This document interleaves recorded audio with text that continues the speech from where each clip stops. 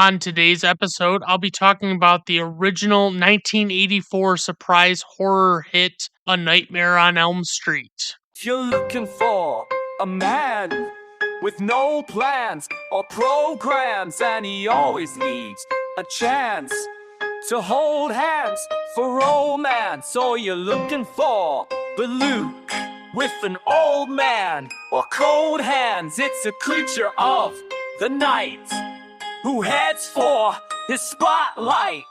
I'm here to welcome you to Blinded and Random Reviews. No, nothing when I choose. It's Blinded and Random Reviews.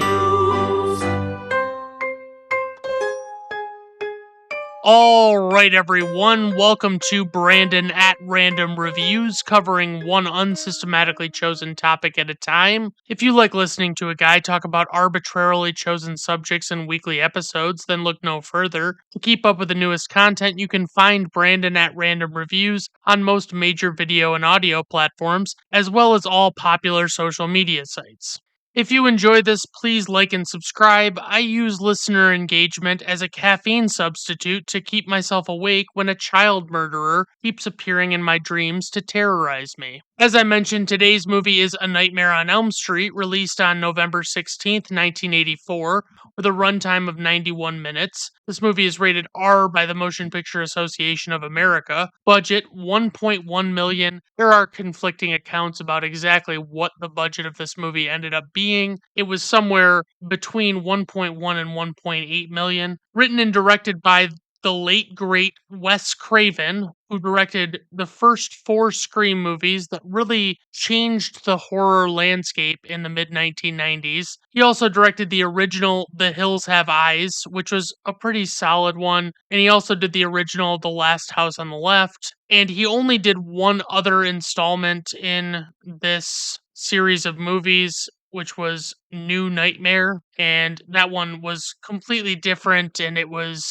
kind of the precursor to the first Scream movie in terms of tone and subject matter. For the composer, we have Charles Bernstein, and for the cast, we have Heather Langenkamp, who plays Nancy Thompson, and she was in Shocker, which is another Wes Craven movie, and I can't remember what that one's about. It's about a guy on death row. I know the poster for the movie is a guy in the electric chair, and I want to say like he comes back to life, or I don't remember what it was, but anyway, never saw it, probably won't, but I remember seeing the poster before. We also have Robert Englund, who plays Freddy Krueger. Johnny Depp in his first film role as Glenn Lance, and he was in, of course, the Pirates of the Caribbean. Those are mega successful movies. He plays Captain Jack Sparrow in those ones, pretty iconic in that role. I liked the first one just fine. I didn't really need multiple other movies to watch. I found the rest of them not as enjoyable as the first one. He was also in What's Eating Gilbert Grape with Leonardo DiCaprio, and I believe it was Juliette Lewis in that movie. And that's a strange movie. It's pretty interesting, and I remember it's just a very memorable movie. I don't even know that it's that great of a movie. It's just very memorable, and it has a lot of strange moments in it. He was in Charlie and the Chocolate Factory, which is the more recent adaptation, not the most recent adaptation, because that one had Timothy Chalamet as Wonka. But I never really liked Charlie and the Chocolate Factory just because I enjoy the original adaptation with Gene Wilder as Willy Wonka, which was called Willy Wonka and the Chocolate Factory. It's just better. It's what I grew up with. I don't know. I don't really care. And the movie that I consider to be more Johnny Depp's breakout role in his career is another Tim Burton movie, which is Edward Scissorhands, and I think that was 1990. John Saxon plays Lieutenant Donald Thompson, and Ronnie Blakely plays Marge Thompson. I don't know if her last name is actually pronounced Blakely, because it's not spelled correctly if that's how it's pronounced, but whatever. For casting notes, actor David Warner was originally cast to play Freddy, but he dropped out due to scheduling conflicts. For those that don't know, David Warner was the scientist in Teenage Mutant Ninja Turtles 2, The Secret of the Ooze. He also played Bob Cratchit in the George C. Scott version of A Christmas Carol. Kane Hodder was also considered for the role of Freddy. Kane Hodder is best known for playing Jason Voorhees in 4 Friday the 13th movies. He started with the 7th Friday the 13th movie portraying Jason, and he was in the 8th one, the 9th one, which is just called Jason Goes to Hell, and then he was in Jason X, which is Jason in Space. Pretty terrible movies overall, but Kane Hodder was noteworthy as a Jason portrayer for having worked as a stuntman and actually having the ability to do really physical things with the character. So naturally, giving those first two tidbits about other people that were up for portraying Freddy Krueger, Wes Craven said that Robert Englund was obviously not the first choice for the role of Freddy Krueger. Craven had initially wanted a stuntman to play the part, but upon testing several stuntmen, he realized that he needed a real actor for the part. Other ideas were to cast an elderly actor, but he feared that they would be too soft for the way he would have wanted the character to act. England eventually got the part by showing up at his audition with ash smeared under his eyes to sink them in, greasing his hair back with a dipstick from under the hood of his car, and blinking as little as possible. I find it so funny. I think I got that from, well, it's either IMDb or Wikipedia. And I love that it says a dipstick under the hood of his car. It's the dipstick from under the hood of his car, really. I mean, they could have just said the oil dipstick from his car. They don't have to say under the hood of his car. We know where dipsticks are if we're talking about cars and we know what dipsticks are. Anywho, Demi Moore, Courtney Cox, Tracy Gold, and Jennifer Grey were all rumored to have auditioned for the role of Nancy Thompson. I don't actually know off the top of my head who Tracy Gold is. I forgot to look her up before this, and that's my bad. The rest of them are pretty commonly known actresses who have risen to stardom since this movie came out. Charlie Sheen was offered the role of Glenn, but ultimately wanted too much money, and the part then ultimately went to the unknown Johnny Depp. One of the main reasons Johnny Depp was chosen was because Wes Craven's daughter thought he was dreamy and threatened to run away from home if her dad didn't cast him in the movie. For the plot synopsis, an undead child murderer who was burned alive by a group of parents, spoilers, returns to terrorize the dreams of teenagers as a form of retribution. For the tagline, there were like 20 fucking taglines for this fucking movie. The only one that stood out as like a decent option was 1, 2, Freddy's coming for you. More on that a little later. Alright, guys, let's just dive right into the plot of this motherfucking movie. So, I find it weird to see a New Line Cinema movie old enough to not have the iconic studio logo with the film strip sequence before the movie starts, but I'll explain that in the trivia section a little bit more. This movie just jumps right the fuck in with a camera angle pointed at someone's feet, and spoilers, that someone is Freddy Krueger, and he will be our antagonist for the duration of this film. They're deliberately not showing his face and showing him picking up things like gloves and knives, and it just goes to show that no matter how gruesome your background is, you're never above doing a little craft project. Freddy is fashioning the cutest pair of gloves and affixing knives to the tips of each of the fingers. And actually, it's not even a pair of gloves, it's just a glove. I think it's only one, he only has it on one hand. And what I find fascinating about this weapon of choice is that it is arguably the most impractical weapon possible. To actually use knife gloves, even if they're really well designed and secured the knives well to your fingers, it would hurt like a bitch to do virtually anything with them other than maybe scratch or lightly cut people. And I mean, you just have to be more sensible when choosing your weapons, guys. This is Bush League shit, but it's still pretty iconic. I remember I saw this movie for the first time when I was probably in my early teens, and I just really liked it. I thought the story was compelling, and there were some cool, spooky sequences. I'll briefly paint a picture of Freddy Krueger for you. He has a dirty red and green, broad, horizontal striped sweater, dark brown pants, a brown fedora, and I guess brown leather boots. His face is covered completely in burns, and to say his face is horrific wouldn't really be emphasizing how bad it is quite well enough. Freddy just throws on the knife glove and does a little growl yell as he dives his knifed fingers through a sheet that has frankly seen better days, so it's not like a travesty that he cut it all up. Cuts to the face of blonde teen Tina Gray, who is played by actress Amanda Wyss. She is looking in horror around the darkened halls of what looks to be a basement of some kind of industrial building. I don't know. Also, I'm not sure if this is relevant, but I'm trying to grow more culturally, so I want to point out that Tina has a hairstyle that I believe is referred to as a bob, but I would have to consult an expert to confirm that this is actually a bob and not some variation. She runs down a dimly lit hallway in what appears to be a nightgown. I guess I should probably elaborate on or at least reiterate what I mentioned in the plot synopsis, which is that Freddy Krueger terrorizes teens in their dreams while they sleep, so it's pretty obvious that this is supposed to be some kind of dream. The hallway Tina is running down is definitely very wet, and she can hear Freddy's voice echoing around her as she runs barefoot. He's just saying Tina over and over to taunt her. Then, of course, it shows what I guess is a sheep that she can see at one end of the hall, but it's not clear if this is a reference to counting sheep or just some kind of weird thing that Wes Craven thought would be scary. Who the fuck knows? As Tina walks into different areas of this basement, we see Freddy creepily looking at her, but we can't really see his whole face as it's usually obscured in some way. And it's also not super clear if she can actually see him when they show him or not, but to spell it out would really ruin the art. You know what I mean?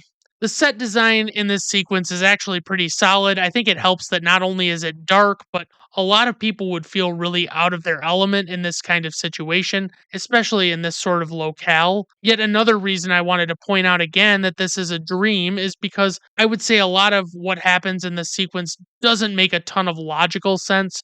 Much like a lot of dreams. We get a lot of close ups of Tina as she's looking around and she's cornered near what I guess is supposed to be a furnace of some sort, and there's a big open flame behind her. She's obviously pretty on edge as she's looking around, and suddenly Freddy just appears behind her and grabs her, and then suddenly the sensation of her being grabbed is what brings her out of her dream and causes her to wake up, and she's sweating pretty profusely in bed. And of course, she does that cliche thing where she sits up straight right after waking up. And I've got to admit, I've had many dreams that shocked me into waking up for one reason or another, but I can't recall a time that I was actually jarred awake from a dream and sat straight up in bed because of it immediately after being woken up. Just as Tina is collecting herself, her mom opens her door to check on her to make sure she's okay because she obviously heard her scream. She tells her mom that it was just a dream, and her mom remarks that it might have been more than a dream, judging from the fact that Tina has 4 slits cut into her nightgown right at about stomach level, and I would say that other than pointing the strange cuts in her nightgown out, her mom seems to underreact pretty heavily to the situation, considering that's a pretty fucking nuts thing to have happen. And in a bit of craziness, a man comes up to Tina's mom while she's standing in her daughter's doorway and asks her if she's coming back to the sack, which is funny because her mom couldn't have been away from the bed with him for more than 30 seconds at this point. But also, this guy is clearly not Tina's real dad, and he could not give a shit less about Tina, as he says this loud enough for Tina to hear it. And then he just walks away as Tina's mom dismisses him by saying she'll be back in a minute. Her mom's last words to Tina in this moment before walking away are to tell Tina that she needs to either cut her fingernails or stop with that kind of dreaming. And I just love how insane parents in horror movies are, especially in this era, because you can't control what goes on in your dreams, obviously. And I don't think that you could really say that it looks like she made these cuts with her fingernails, but whatever. But since it is such a leap of logic to believe that somehow Tina had been attacked in her dream and her clothes had gotten cut in the dream, and that it carried out into the real world, I guess it is kind of fair for her mom to be dismissive. Oh, and I should also mention that early on in this movie, there are a lot of these moments, especially between scenes or during dream sequences, that include these weird chants by children who are jumping rope. And it's basically to the tune of whatever that nursery rhyme is that goes 1, 2, buckle my shoe, 3, 4, shut the door. But they say it all in a much slower tempo with creepy backing music. And this seems to go on occasionally in the movie. It's not like completely throughout or anything. The next morning, Tina pulls up to school in a red convertible with her friends, Nancy and Glenn. Nancy is played by Heather Langenkamp, and Glenn is played by Johnny Depp in what I mentioned earlier was his very first film role. And don't quote me on this, but I want to say this was actually prior to 21 Jump Street, which was a TV show about, I think, a cop or a group of cops who go undercover as high schoolers, maybe, but I'm not sure. I've never actually seen the show, and I don't remember the movies very well, but I actually liked them. They had Channing Tatum and Jonah Hill in them. Tina is telling Nancy and Glenn about her crazy dream from the night before, and Nancy agrees that it is pretty terrifying sounding and is curious who the fuck this Freddy character is. I just feel like she's way over interested in this. Like, if this had just happened, it was just her friend telling the story of this dream, she would not give two shits about the detail. It wouldn't fucking matter to her. The girls both seem to remember the chant as something similar to when they used to jump rope as kids, where it says 1, 2, Freddy's coming for you, but they never knew what it meant when they were younger either. Tina says that the nightmare was the worst one that she'd ever had in her life, and Nancy mentions that she also had a scary dream the night before as well. But before Nancy can elaborate, the three friends are interrupted by a guy named Rod who walks up behind them and announces to Tina that he had a hard on when he woke up this morning. And he charmingly mentions that it had Tina's name written all over it. Tina casually responds to Rod by saying that her name has 4 letters in it, and she asks him how on earth there could be room for that many letters on his penis, which is a pretty sick burn, I'm not gonna lie. Rod says, hey, up yours with a twirling lawnmower, and I guess that's the best he could come up with after being dealt such a devastating putdown from a woman that he's clearly attracted to. After Rod walks away, Tina tells Nancy that she wasn't able to get back to bed after her dream, and then when she asks Nancy what Nancy dreamt about, Nancy's really apprehensive about sharing because she knows that it won't put Tina at ease if she shares what her dream was about. And it's kind of like, hey, Nancy, maybe don't fucking mention that you also had a bad dream if you're not willing to elaborate on it at all. Nancy tries to dismiss Tina's concerns by explaining that everyone has a bad dream once in a while, and it's nothing to get all fucking bent out of shape about. And Glenn finally chimes in to say that all she has to do is tell herself while she's having a dream that that's all it is a dream, and that usually makes him wake right up. And I hate to break it to you, Glenn, but typically it's just not that easy to be that aware while you're actually having a dream to just tell yourself it's a dream and snap yourself out of it. That isn't really usually how it works. The bell suddenly rings and Glenn is running inside to get to class, and Tina tries to call out to him to ask if he also had a bad dream the night before, but she doesn't really get an answer. But it's like, what if he did? What if all three of them had bad fucking dreams on the same night? Would that really mean jack shit? Suddenly, it cuts to that night, and Tina is explaining that her mother told her she was going to be out of town for a couple of nights. And so I guess Nancy and Glenn are going to stay the night with her to kind of put her mind at ease. I mean, it was one bad dream, and I'm sure it was really traumatic. And I gotta tell you, my favorite thing about doing this podcast and basically just going back and rewatching movies like this that I've enjoyed so I can do episodes on them is that I usually don't remember everything that happens in the movie consciously before watching it. And I also don't remember what the timeline is for the things that I do remember. So it still comes as a bit of a shock to me when I see it again.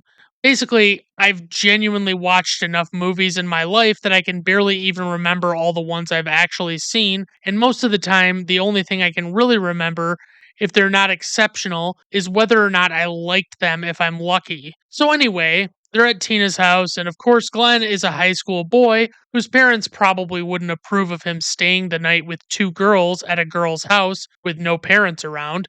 So the dumb bit we get as an attempt at comedy is that he calls his mom under the ruse that he's staying at a male friend's house who apparently lives near an airport.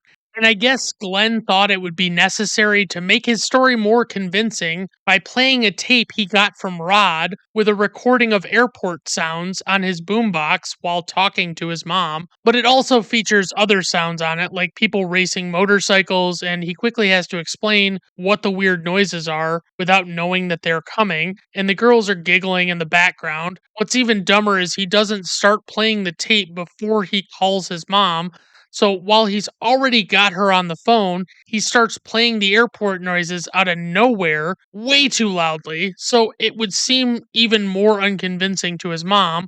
But like I said, parents in 80s horror movies are complete idiots. The recording gets so bad that there are literal explosions and sound effects that make no sense, and the girls are quite audibly laughing. And Glenn tries to explain to his mom that he's going to call the police because he thinks the neighbors near there are fighting, and he finally hangs up and covers his face in embarrassment. Tina brings up her horrifying dream from the night before again and mentions Fred's fingernails.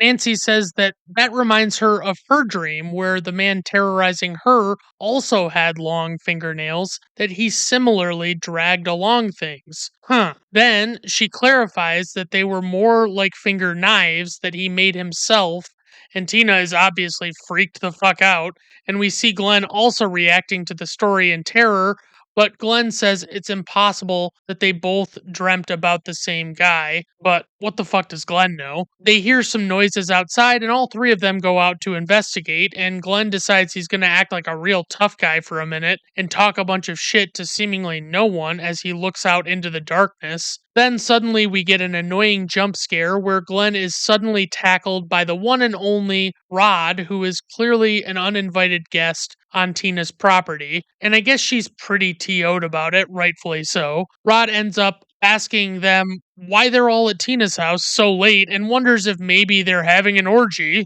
Then, when Glenn makes fun of him, Rod just casually pulls a switchblade on him, and I get the sense that Glenn and Rod have a tumultuous friendship at best. Tina lies to Rod and tells him that her mom is home, but he quickly realizes that that is not true, and Nancy and Glenn suggest that they were just going home. And I gotta say, they seem like real great friends given how not into Rod Tina seems to be in this moment, as he leads her back to the house, and they don't do anything to intervene or make sure that Tina isn't in inherent danger. But I'm sure this Rod guy is cool, so there's probably nothing to worry about. Rod jokingly tells Nancy and Glenn that the two of them can have one room and he and Tina can have another, and Tina comes to the door to make sure that Nancy and Glenn aren't leaving her alone with this creep. Then Rod jokingly comes up behind Tina and grabs her around the mouth and pulls her away as she giggles. And in no way is that confusing for me as a male, because previously it seemed pretty cut and dry that Tina had no interest in Rod and simply put up with him, but now she's kind of acting like she's into him and finds it charming that he's a real piece of shit. Sorry, I'm starting to sound mad bitter right now. Nancy is very much not into the idea of staying at Tina's house while Tina and Rod are fooling around in a different room, but she does want to stay there to look out for Tina. And despite Glenn's advances, she turns him down and tells him that they are staying there for Tina, not so they can get their freak on as well. But if I were in Nancy and Glenn's shoes, I would get the impression that perhaps Tina doesn't need them that badly, and they might as well use this opportunity while they have a parentless house to stay at so they can aggressively hold each other's hands and hug or whatever else it is that teenagers do behind closed doors. Glenn is understandably frustrated and can't understand why Tina is so worked up over a nightmare, and I'm kind of with you there, Glenn. But Nancy defends her friend's honor and says that the guy in the dream was really scary, alright? So, of course, next thing we know, it cuts to Nancy and Glenn laying together in bed, and they're listening to Tina and Rod really go at it in another room. Seems like they must be playing a game of Twister or something. Glenn turns over and says the classic line, "Morality sucks." Then it cuts to the room where Tina and Rod are, and they're just wrapping up their no pants dance. And it would appear that just like that, Tina has completely changed her perception of Rod and is enamored with him. And it's not entirely clear, but I think the story is actually that they were a couple and were simply in the middle of a fight at the start of the movie. So, very confusing, but I guess it kind of clears it up a little bit. The two of them agree that they will no longer have any fights, which seems like a very sensible agreement to come to, and one that also won't be hard to just stick to. I mean, all you got to do is decide that that's what you want to do and do it, you know? And Rod says the two of them will no longer have nightmares, which freaks Tina the fuck out because she had this whole assumption that this was a much bigger thing going on than just her own random nightmare that felt very real. And Rod is insinuating that he also had a nightmare in addition to Nancy. But Rod assures her that guys have nightmares too and that women haven't cornered the market on bad dreams, and the two of them promptly go to sleep. Then, in a very confusing moment, it cuts to Nancy laying in bed, and we don't see Glenn beside her, and the crucifix that's hanging above her on the wall falls down and hits her in the face, which she has the mildest reaction to. She's just kind of seems a little confused and annoyed by the whole experience. But, like, did Glenn just go the fuck home? Or did we just not see him in the shot? I have no idea. Suddenly, Tina is awakened by the sound of a pebble hitting her window. So she gets out of bed, and Rod doesn't wake up to this. She looks at the window and sees that the pebble has cracked her window pretty severely, and she can hear the whispering voices saying her name like she did in the dream sequence in the beginning. And all of a sudden, Tina tries to get tough with this entity that she's dealing with, despite having been such a giant wuss about it thus far. As Tina looks outside, wondering who the creepy guy is that might be whispering to her, Nancy lays in bed, and we get a cool visual of Freddy pressing his hands and face through the back of the wall above the bed that Nancy is in. And it basically looks like the wall is made of some sort of elastic material. And Freddy just pushes himself through it a little bit and then back off. And the wall goes flat again. And Nancy seems like she realizes something just happened above her, but isn't really sure what. She holds the crucifix in her hands and then turns around and knocks on the wall behind her to feel that it is solid and that she must have just been imagining whatever it was that just happened. In what has to be the smartest move ever, Tina elects to go downstairs to investigate the voice that is whispering to her, and in no way does it seem like this might be a bad idea as she's strolling outside in just a button down shirt and I guess panties with no other clothing to speak of, including being barefoot. She slowly paces outside as she keeps hearing the voice. Tina looks over and sees Freddy's shadow against the side of a building, and he appears in her view, but his face is still too dark to see. But his arms appear to be at least 3 times longer than they should be, and he keeps taunting Tina and laughing at her very creepily. Tina turns and runs away, and Freddy chases after her, and then suddenly, defying the laws of logic and physics, Freddy appears on the other side of her and stops her where she's running. But for some reason, she's able to run away uninhibited, despite this being a great time for Freddy to grab a hold of her and fucking murder her. Then, as he trails behind her, he taunts her by holding up his gloveless hand and using the finger knives to chop off his ring and pinky fingers. And I'm going to be completely honest with you, this effect is pretty disappointing because it's too dark to really be able to see, but you can tell that the blood is spattering from his severed fingers and it's not squirting out enough. Like it's barely squirting out of one of the fingers. Hina makes her way back to the back door of her house where she originally came out, and Freddy catches her and begins to grab her and wrestle with her. And suddenly it seems like she's fighting with Freddy under the covers back in her room in her bed, and it wakes up Rod, who gets out of bed to investigate and finds that Tina is under the covers by herself, having a giant shit fit with seemingly no one. Rod aggressively rips the covers off of Tina, who is just laying in bed thrashing around, and suddenly 4 slash marks appear just under her stomach as she lays there bleeding. And then suddenly she's supernaturally lifted off of the bed, tossed on the floor, dragged up the wall, and held against the ceiling by some unseen force. Rod just stands there watching and is powerless to help her, so he just repeatedly shouts out her name like that's doing fucking anything, and the commotion wakes Nancy up in the other room. I'm not sure if I missed something, or maybe there was a deleted scene and they thought that we wouldn't notice, but Glenn is nowhere to be seen in this sequence, and it's not clear if he went home or what happened to him at this point. As Nancy rushes over to Tina's bedroom, Tina is thrown back to the floor, covered in blood, and Rod is angrily yelling out, asking who did this, as if someone's just going to answer him in this moment. And then suddenly, as Nancy is trying to get in the room, Glenn just fucking reappears out of nowhere with no explanation and startles Nancy. And I'm hoping that they explain that he was downstairs getting a snack or some shit. Because realistically, with the amount of time he's been gone, that would kind of work. When Nancy and Glenn finally get inside the room, I am deeply confused by Nancy's reaction because she kind of looks around and doesn't say anything at all. And it's almost like he's like smiling in satisfaction that she knew something crazy was going on and she's like happy about it. And it's like she's happier that she was right about that than she is horrified by whatever the fuck just happened to her friend. It cuts to what I guess are a couple of detectives at police headquarters walking inside the building, explaining who Tina is, and they're discussing the incident that happened at her house. One explains that Tina's father abandoned her and her mother 10 years before, and they mentioned that Tina's mother was not only supposed to be gone for 2 nights, but she's actually, in fact, in Vegas with her boyfriend.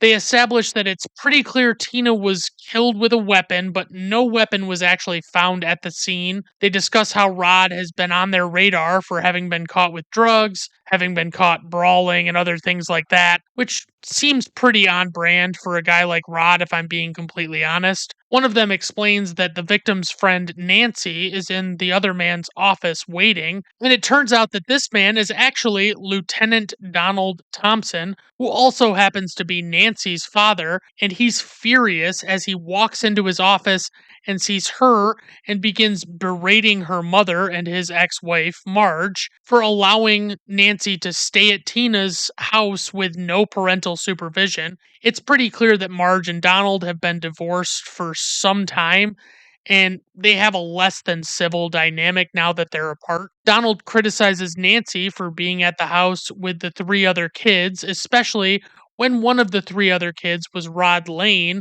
who he describes as a lunatic. And Nancy responds to him by saying that Rod is not a lunatic, Daddy, even though everything we have seen of Rod thus far would lead me to believe that he is probably as bad as Donald thinks he is, even if he didn't actually kill Tina. He's still got a lot of shit on his rap sheet, you know what I mean?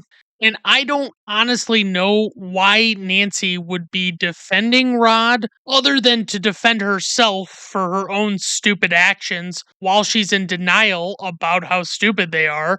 It's pretty clear that Rod and virtually everyone else other than Nancy truly believes that Rod perpetrated everything that happened to Tina. Marge explains that Rod has a reputation for being insanely jealous and that she'd heard that Tina and him had a fight, but Nancy claims it wasn't actually that serious. And then Marge responds to that comment by Nancy by saying that perhaps Nancy doesn't think murder is that serious, which is just the kind of annoying horse shit that parents in these movies like to say to demonstrate that they're not actually comprehending what their kids are saying or even really listening, and they are in fact just hearing everything as they want to hear it. But it's pretty clear Nancy is very upset about Tina's death as they were very close friends, and of course, she's upset that her mother is insinuating otherwise and just says she meant that their fights weren't that serious. And it's like, yeah, everyone other than fucking Marge realized that.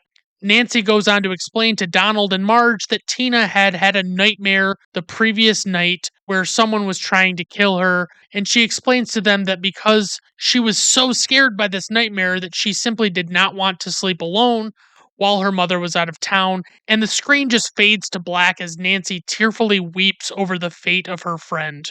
The next morning, Marge is in the kitchen and has her shitty little TV on, and she's watching a news report about Tina's death, and it explains that there's a manhunt going on, of which Rod Lane is the subject. I don't know if that was the best way for me to phrase that, but it's what I'm going with. Nancy quietly walks in the kitchen and listens to the news report, but as Marge notices her entering the room, she quickly turns off the TV and doesn't even acknowledge it, even though it probably would have been nice if Marge would have said that she was sorry because she knew that this was a possibility that Nancy would walk into the fucking room and see this and be upset by it. But she doesn't apologize or anything, really.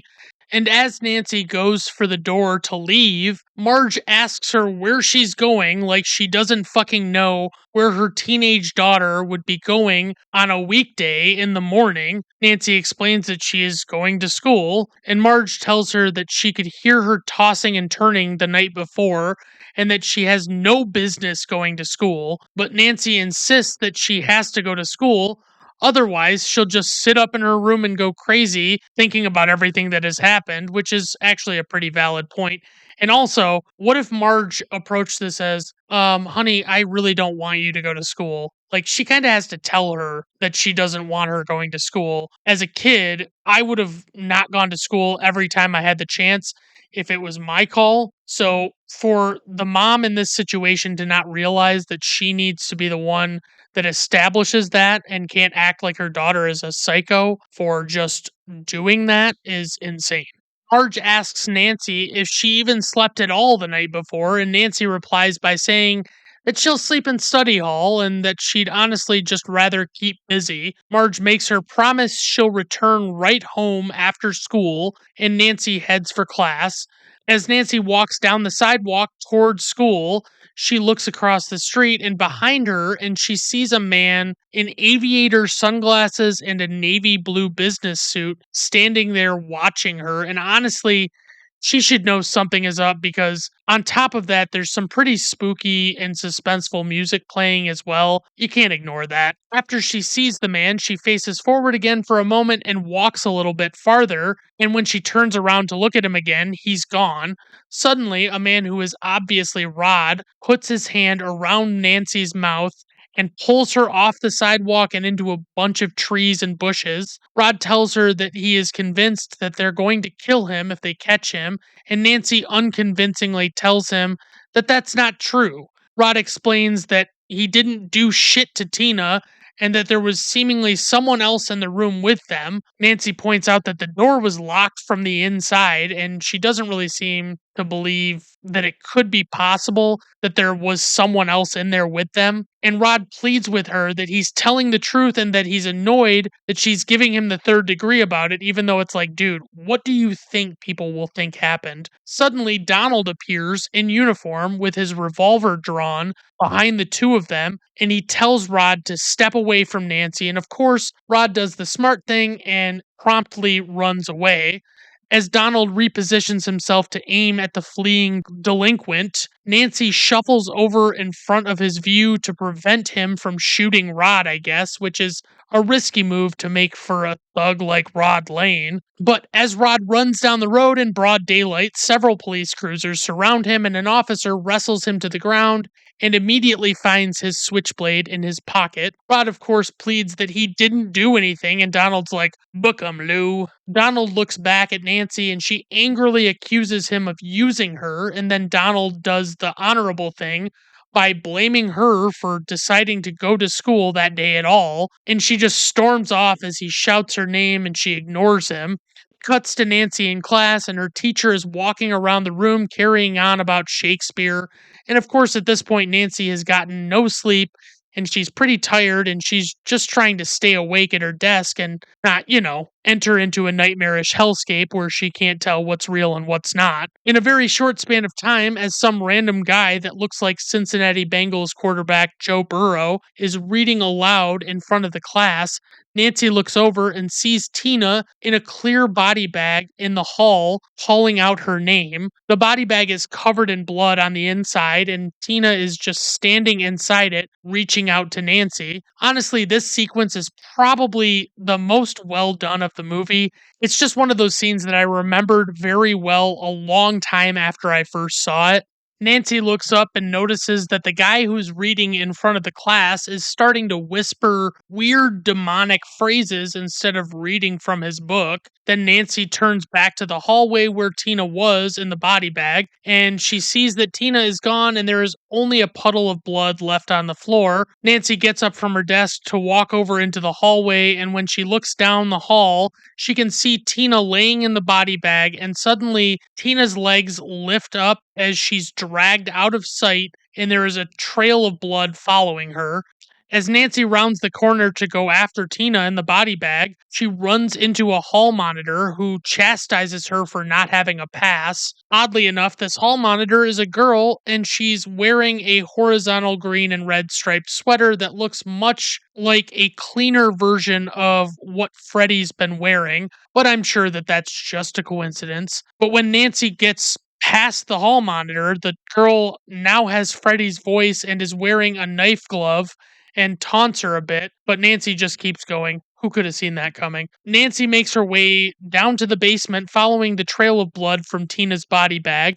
As she looks around, she sees what is pretty clearly something very similar to what Tina was seeing in the opening sequence, and it appears that a fire is the only thing that is illuminating this basement. Freddy steps around the corner and is shrouded in darkness momentarily, and Nancy asks him who he is. You can kind of see his face as he holds an evil smile and lifts up his shirt and uses his knives to cut open a section of his skin, and a bunch of gross green stuff comes leaking out. There's like worms or maggots or something in there, and he puts his shirt back down, and that's just going to get infected, Freddy.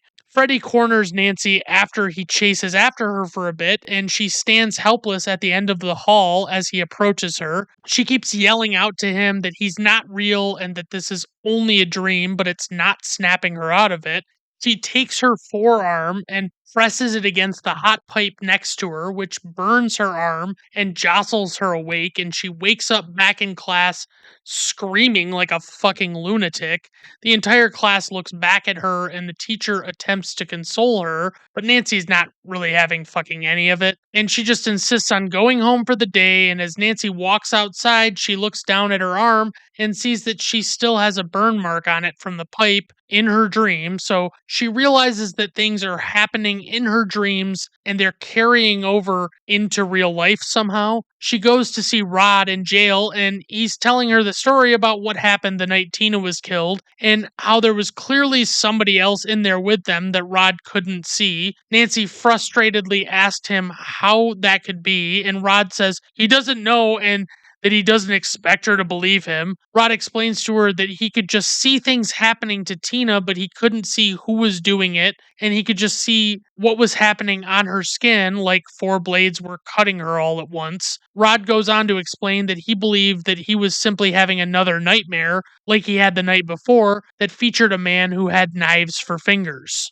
So clearly, Rod was also dreaming about Freddy Krueger, and you can really see Nancy trying to process what Rod has told her, and it really freaks her the fuck out. And Rod asks her if she thinks that he did it, and she says no, kind of unconvincingly. Then she pounds on the door to have the guard let her back out of the jail cell. At Nancy's house that night, she is taking a bath and saying the chants that the little girls playing jump rope are saying, like 1, 2, Freddy's coming for you, whatever. And she slowly dozes off, and we see Freddy's hand reaching up from between her legs threateningly, waiting to strike. Luckily, Marge wakes her up by knocking on the door, and the hand disappears from between her legs back into the water. Through the door, Marge reminds her not to fall asleep while in the bath because she could drown in there, and Nancy acts annoyed and dismisses the very notion of this, even though she literally just fell asleep in the bath. Almost immediately after Marge walks away, Nancy dozes off again, and it seems like Freddy just pulls her under the water, but the bath is not just the depth of a normal bathtub, but appears to be endlessly deep, and she keeps getting pulled under farther and farther as she struggles. Marge can hear her screaming and commotion coming from inside the bathroom, and she rushes to go get the key for the door. And somehow, I guess Nancy manages to wake up and get out of the bath and put on a towel. And then when Marge gets inside, Nancy is very confusingly dismissive again and just says that she's fine and that she just slipped as she was getting out of the tub. As Nancy gets into bed, Glenn comes to her window and she lets him inside, and they talk about how Nancy hasn't slept and that she freaked out in English class. And he notices the burn on her arm. Nancy looks into a mirror at her sleep deprived physical appearance and remarks in terror that she looks like she's 20 years old, which apparently to her means elderly and grotesque, of course. She asks Glenn if he had any dreams or nightmares the night before, and he says no, and that he slept like a rock. And she asks him if he believes in the boogeyman or in people dreaming about things that are going to happen, and Glenn just simply says no to both of those ideas. Glenn asserts that Rod killed Tina like it's a fact, and that Nancy surely knows that. Nancy explains to him that she needs him to stand guard while she goes to look for someone, but as she begins to elaborate on her plan, the screen fades to black and we don't get to hear what she's going to do specifically. Next thing you know, Nancy is walking out of the front door of her house in her PJs, and the music is getting spooky again. As she walks out into the night, she looks back to confirm that Glenn is still standing guard, and he pops out from behind a tree and confirms that he indeed is still standing guard. So she just keeps walking and approaches the jailhouse and looks into Rod's cell and sees Freddy opening the door and coming inside and approaching Rod's cell. When Nancy sees him, she begins calling out for Glenn, but Glenn is not responding and she keeps screaming out his name repeatedly as Freddy tauntingly approaches Rod, sleeping in the bed in his cell. But then it seems like Freddy disappears and Nancy looks over and she can see Tina calling out her name, and a gross bug crawls out from Tina's mouth. Nancy begins to back away from undead Tina and continues calling out Glenn's name, hoping to get his attention. And then Freddy reaches out and grabs her and she flees from him. She runs back to her house and goes in the front door with Freddy chasing after her. And she climbs up her stairs, and the stairs are seemingly made of something like pancake batter or marshmallow fluff or something, and they're like collapsing as she makes each step. Freddy begins breaking in the front door behind her as she anxiously attempts to make her way up the stairs.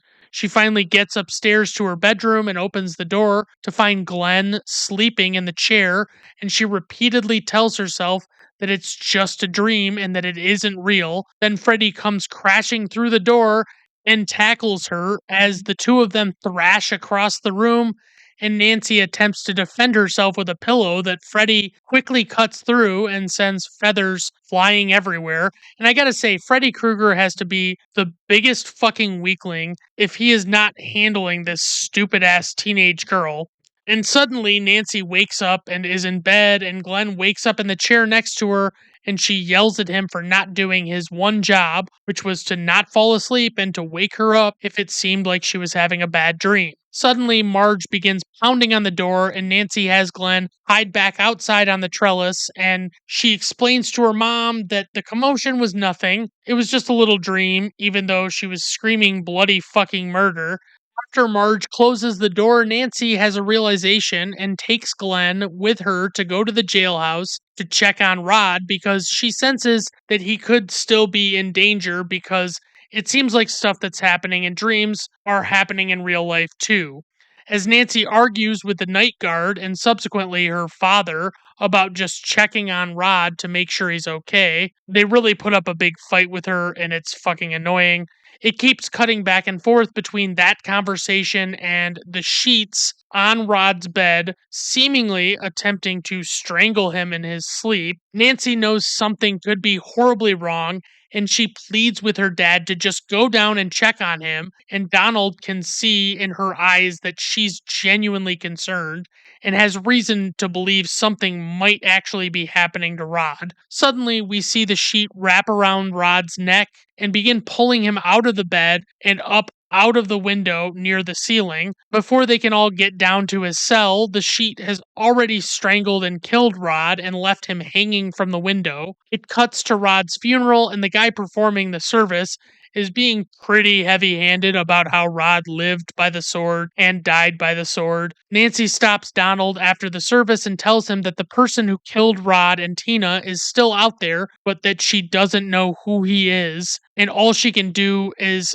tell him that the man who is doing this is very severely burned with a dirty red and green sweater and knives that he uses like fingernails. As Nancy is getting in the car, Donald tells Marge to let Nancy recover from the shock of everything that she's experienced over the last few days. But Marge decides that she wants to take Nancy in for a sleep study, so she does, and they have her hooked up to wires and probes.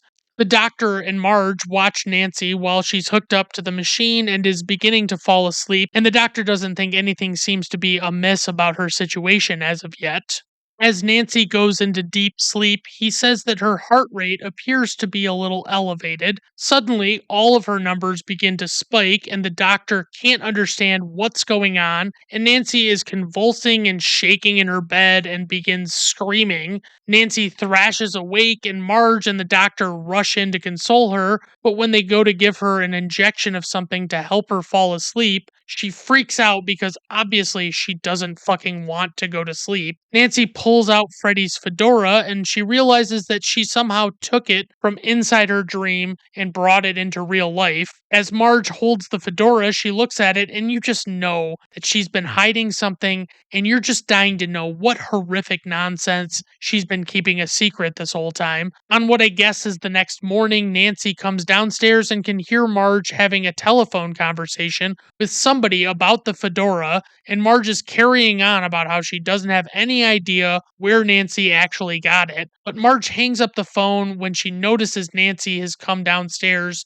and she does by far the worst job of pretending not to have been up to something possible. Marge, of course, suggests that Nancy must have gotten the hat from somewhere that was not her dream, even though it really can't be explained how she would have kept it hidden for the whole sleep study until that moment. Nancy explains to Marge that Rod did not kill Tina and that Rod also did not hang himself in his jail cell. Nancy points out that the hat has the name Fred Krueger inside of it for some reason, which is very convenient. Because, I mean, not to be a prick about it, but usually people don't write their names in their hats as a rule that I know of. And it is getting increasingly painfully obvious that Marge is hiding something that she is refusing to share with Nancy at this time, even though it's pretty clear that she needs to tell Nancy whatever the fuck it is and get it off her chest. She finally relents and says to Nancy that Fred Krueger can't possibly be after her because he's dead, thus revealing that she knows who Fred Krueger is and has all along, which of course pisses Nancy off because every time she's mentioned this whole thing, Marge has acted like she has no idea what she's talking about. In her anger, Nancy makes a snide comment about how she could just stay home with her mom and get loaded like her mom always does to take the edge off, and Marge slaps her across the face. Later on, Nancy and Glenn are walking around and they cross this super romantic bridge, and Glenn is telling her about what other cultures do about their dreams, and Glenn catches her looking through a book about booby traps. And it's strange because I feel like if not for the circumstances, I would have absolutely roasted anybody pretty bad for actually having a book like this because it seems so silly that it could even exist as a real book. It seems like something from a fucking cartoon. Nancy's behavior has crossed into concerning territory, and Glenn is more worried that she's going too far with these things that have been going on. Nancy arrives home and looks around the house outside and notices that someone has installed bars on all of the windows, which is confusing because I don't know that the number of windows they have on their house would allow for anyone to just install those bars in what I assume was a fairly short amount of time that Nancy had been gone, let alone if they actually had to plan that as well and they hadn't premeditated the idea of the bars in such a short span of time. Like, it seems like they would have needed a lot more time. It would have made more sense if Nancy came home and the mom was still installing the bars, but boom, they're just fucking there. Nancy comes inside and calls out her mother, who immediately appears at the end of the hallway. And Nancy is clearly pissed about the bars, but Marge says it's for security. Nancy says, security from what? And Marge is like, not from what, but from whom? And then she tells Nancy to come downstairs to the basement with her and she'll tell her who she's talking about. When they get down there, Nancy explains that Fred Krueger was a filthy child murderer who killed at least 20 kids, and they were all kids from the town. She goes on to explain that it was terrifying when they couldn't figure out who it was that was doing this, and that it was worse when they actually caught the guy. She says that a search warrant didn't get signed in the right place, and just like that, after they had apprehended Kruger, he was set free on a technicality. Then a bunch of the parents in the town tracked Kruger down at an old abandoned boiler room where he used to take the kids that he was going to kill. She explains that they doused Kruger in gasoline and burned him alive. And Marge reiterates that he can't get Nancy because he's dead, because Marge killed him. And she even shows Nancy that she has his knife glove that for some reason she's been storing as a keepsake in her basement. Don't really understand that super well. That night, Nancy calls Glenn and explains to him that she knows who the killer is and she wants Glenn to help her kill him when she brings him out of her dream, like she did the fedora. Of course, Glenn is still fairly skeptical about the whole thing and isn't taking her entirely serious. She makes Glenn swear he won't fall asleep and they agree to meet at midnight. And this is when she intends to have Glenn wake her up in the middle of her having a nightmare and allow for her to bring Freddy out into real life. And so naturally, the first thing Glenn does after he hangs up the phone call with Nancy, where he promised he wouldn't fall asleep, is what any person who is trying to avoid falling asleep would do, which is putting on a pair of headphones and sitting down and getting cozy on his bed. Nancy does a little bit of soul searching by looking at a picture on her desk and popping a caffeine pill and washing it down with some coffee. Glenn's mother knocks on his bedroom door and walks in to find him sleeping with his headphones on and the TV playing. She explains to him that it's almost midnight and that he needs to go to bed, even though I do find that a bit confusing because she elected to wake him up for no reason when she found him, so she could tell him that he needed to go back to sleep, basically. Marge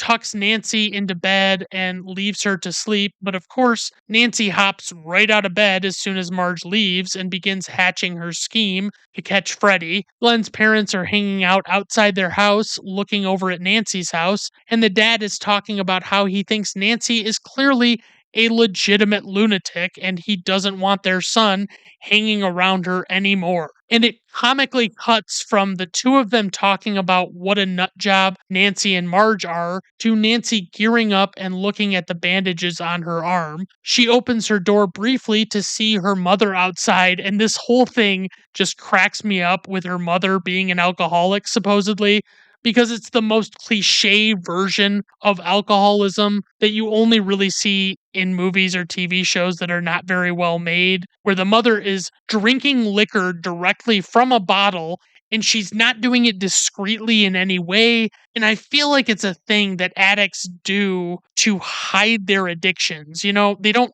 do these things out in the open where everyone can see.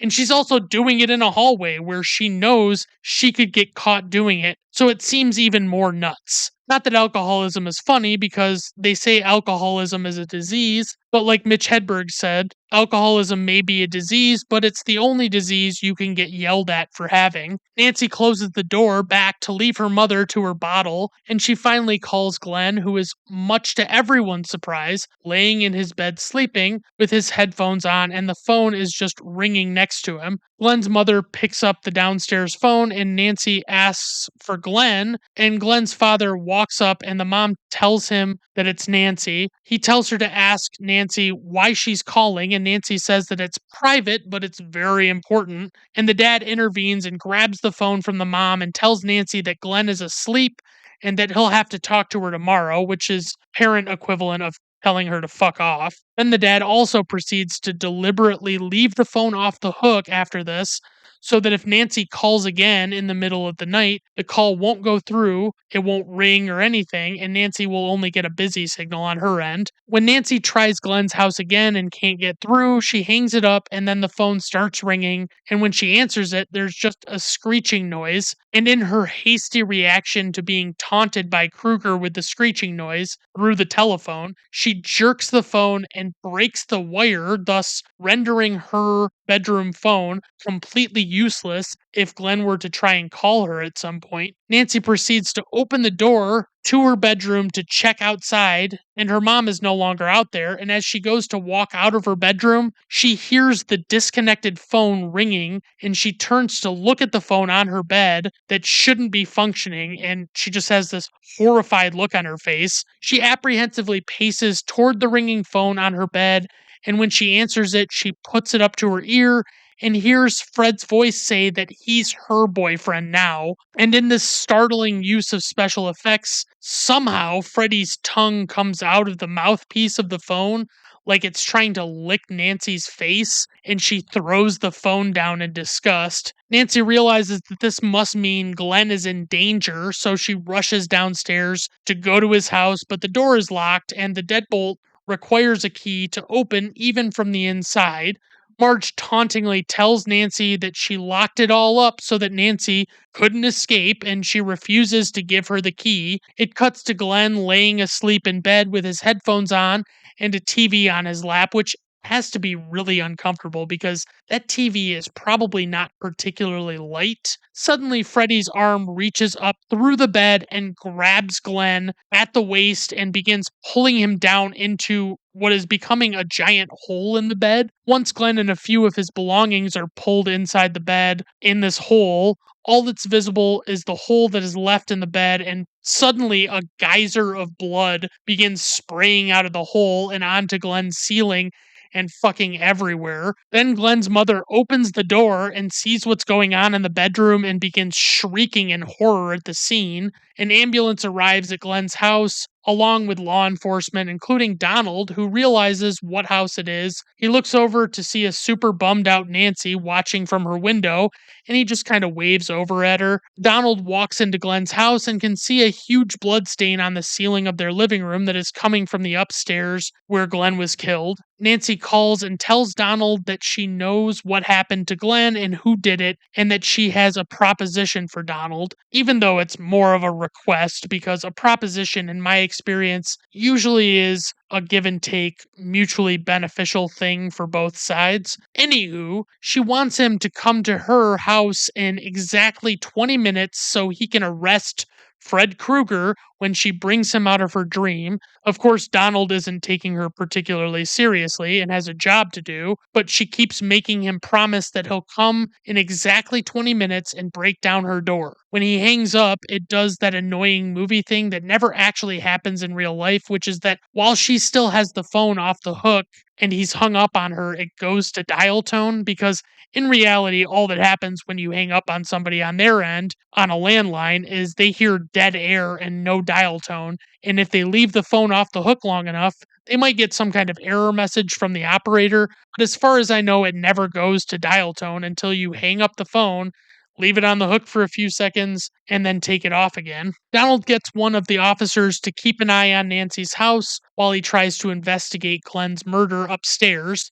So Nancy gets to work setting up a bunch of fucking booby traps. And of course, it's a bit like Home Alone, where she's setting up all of these traps, but you're not exactly sure how the traps will really work when someone is caught by them, which is a great way to add some suspense. She's doing something with a light bulb, she's setting up a tripwire, and she's emptying shotgun shells of their gunpowder and seemingly putting them into the light bulb. She's rigging a sledgehammer above her door. And like I said, we don't really know how it's going to play out or what she's imagining will happen. Nancy is talking to her mother, Marge, who is laying in bed, and Marge is expressing regret over having not told Nancy sooner about the monster Fred Krueger. And one note I would like to make, because the liquor bottle makes another appearance here with Marge, and it's that Marge has not once throughout the course of this entire movie seemed like she was ever actually drunk or really even buzzed, which is actually good because generally, especially with the caliber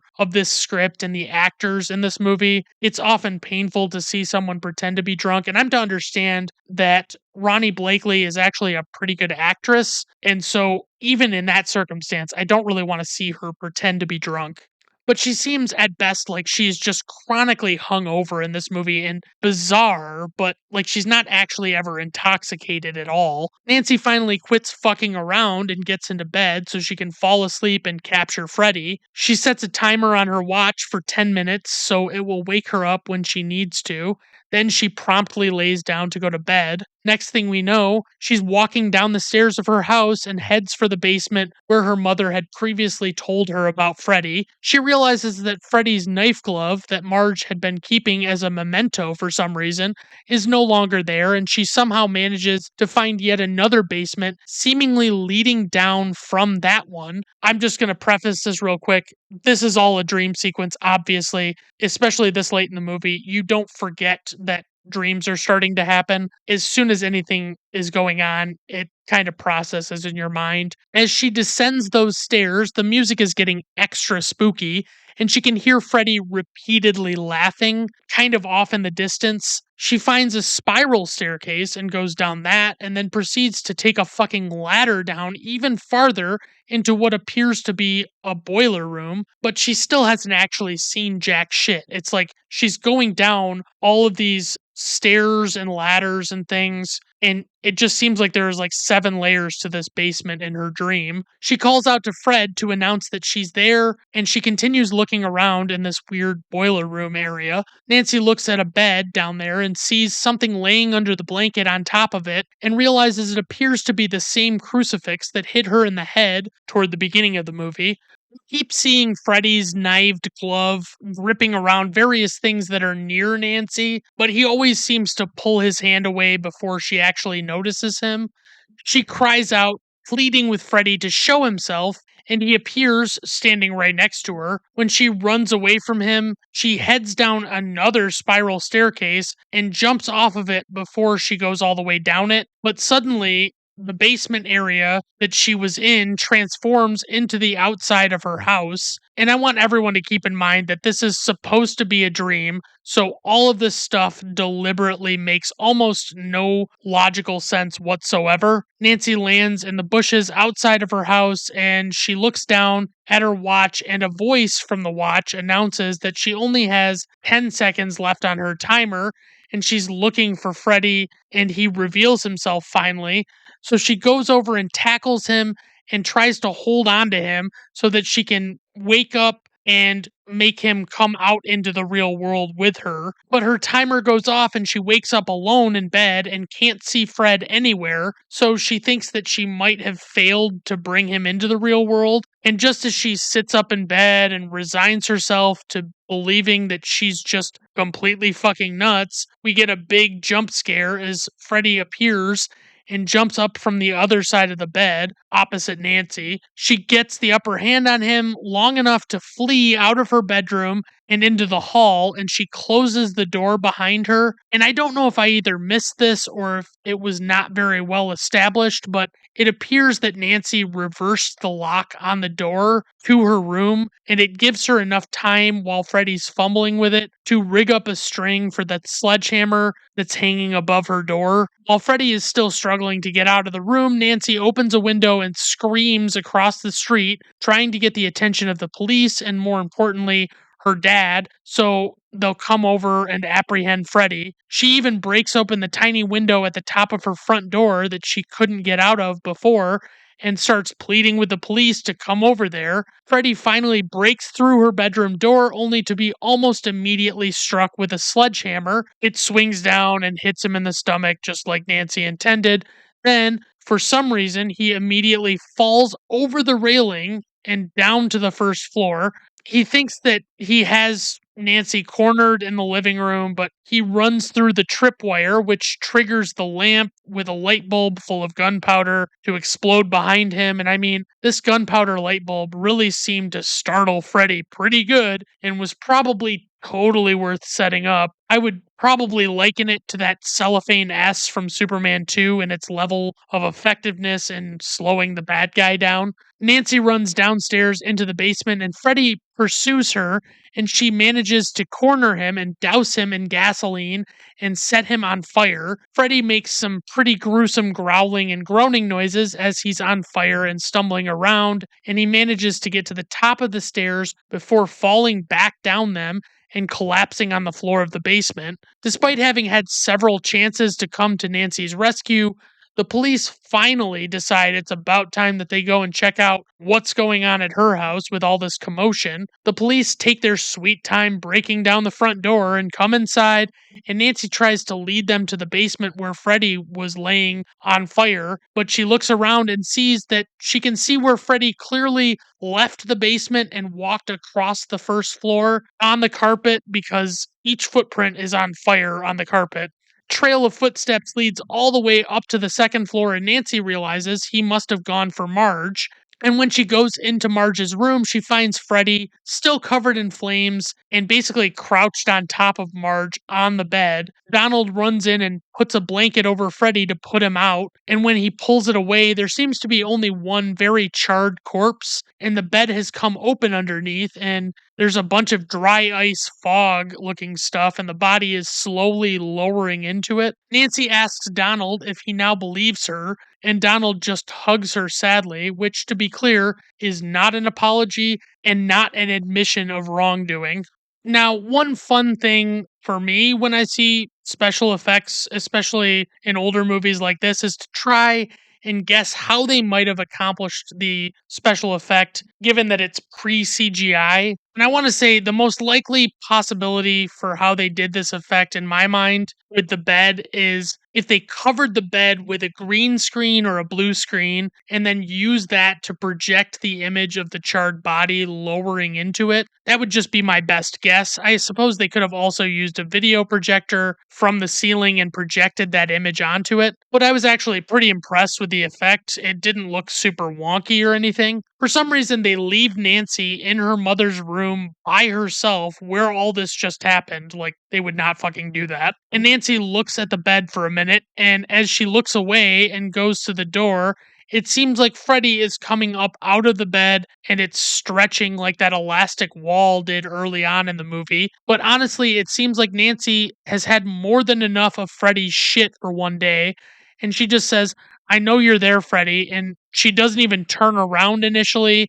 As he cuts open the bed sheet, Freddy threatens to kill her, but Nancy doubles down and seemingly has a startling revelation as she asserts that he is not real and that all of this has been a dream. She tells him that she takes back every ounce of energy she gave him and that she wants her friends and family back. Then, as she turns to walk out the door of Marge's room, Freddy makes one last effort to attack her, but he vanishes midway through it and seems like he's vanquished to another dimension or something. Then, as Nancy opens the door, she walks out into the daylight of a different day, and it's actually the front door of her house. As she steps outside, Marge appears behind her and makes the assertion that she's going to stop drinking because she just doesn't feel like it anymore.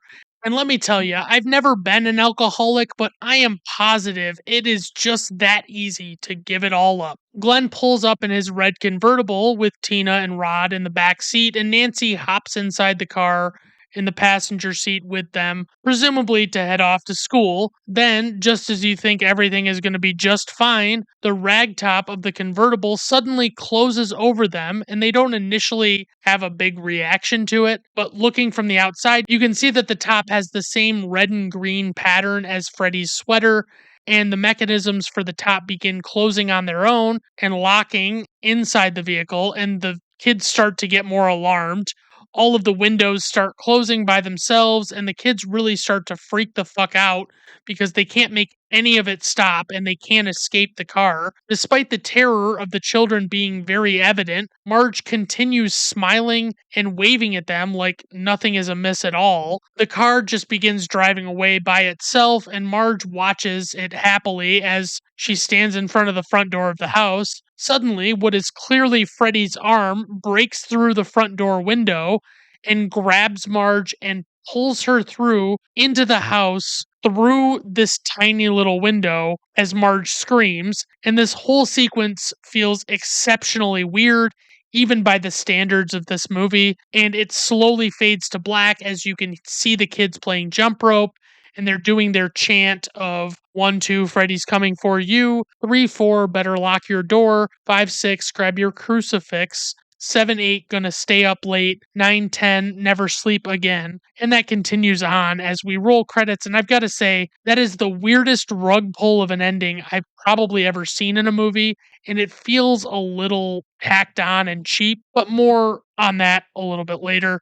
Okay, so trivia for this movie. New Line Cinema was saved from bankruptcy by the success of the film and was jokingly nicknamed the house that Freddy built. Wes Craven first came up with the basic idea for the movie from a series of articles in the Los Angeles Times over a 3-year period about a group of Southeast Asian refugees from the Hmong tribe, several of whom died in the throes of horrific nightmares. The group had come to the US to escape the murderous reign of Pol Pot, and within a year of arriving, 3 men had died, all in similar situations.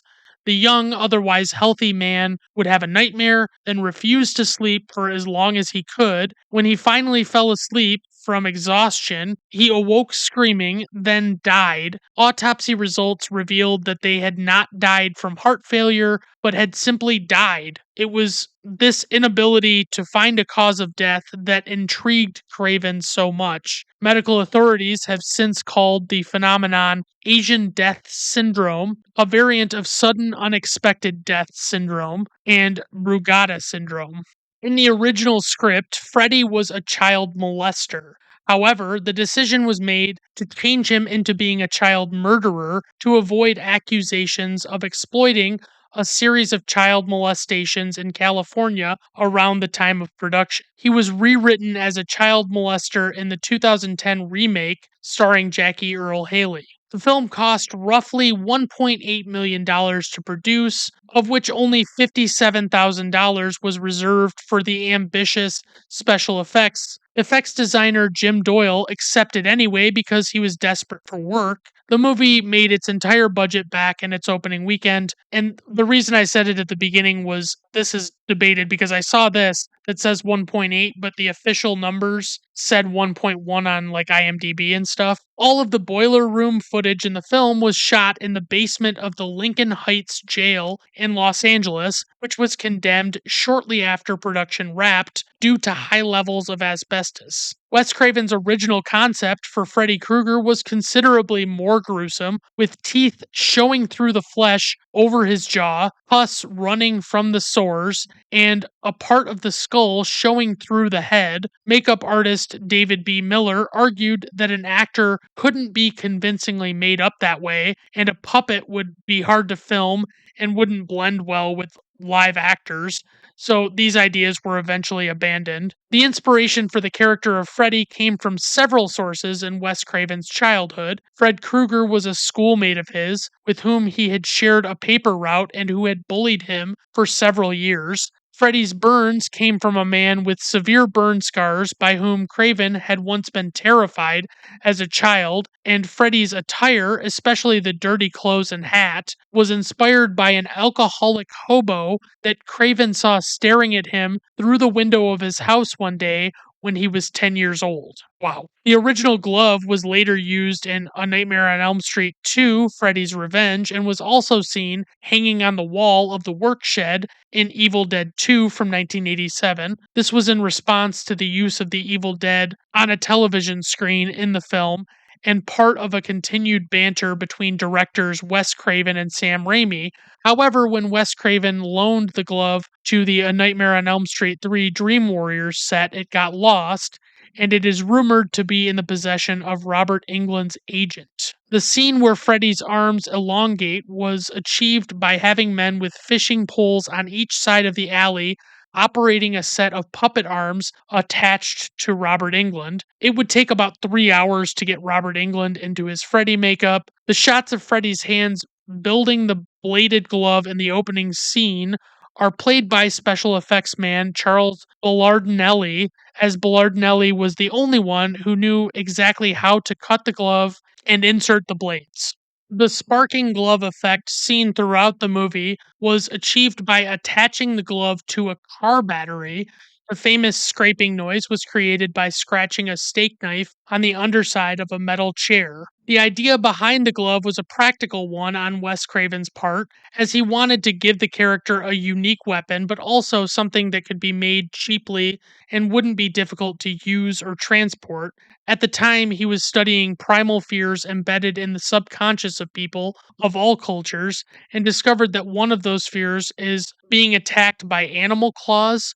Around the same time, he saw his cat unsheath its claws and the two concepts merged. Although in the original script, the blades were fishing knives, not steak knives, as in the finished film.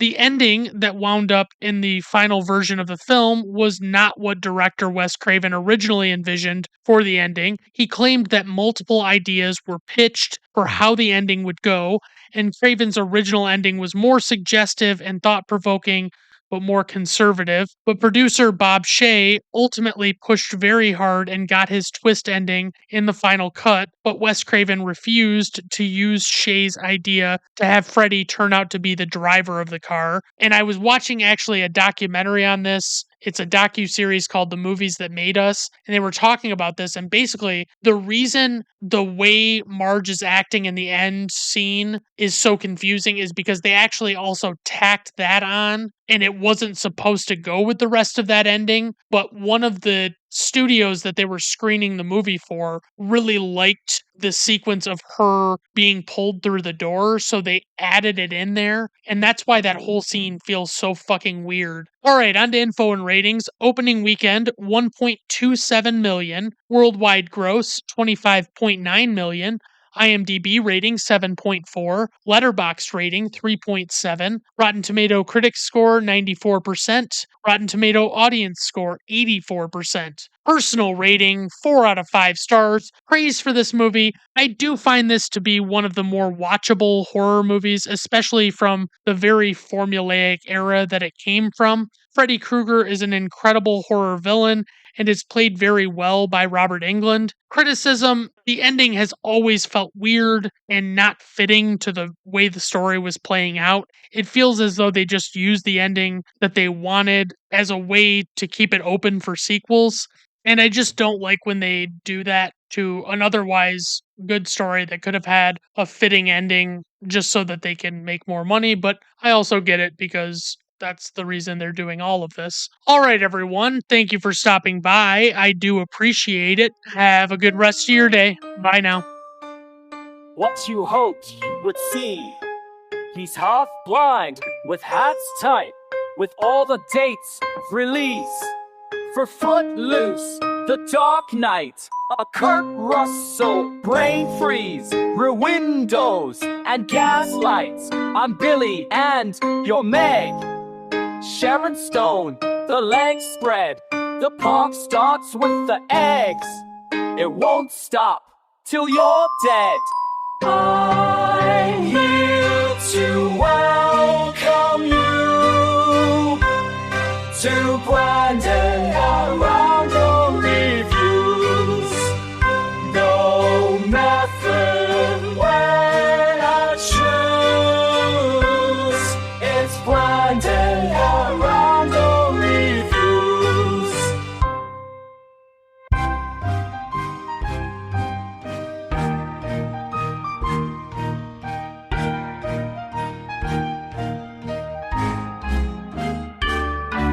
You're looking for a man with no plans or programs.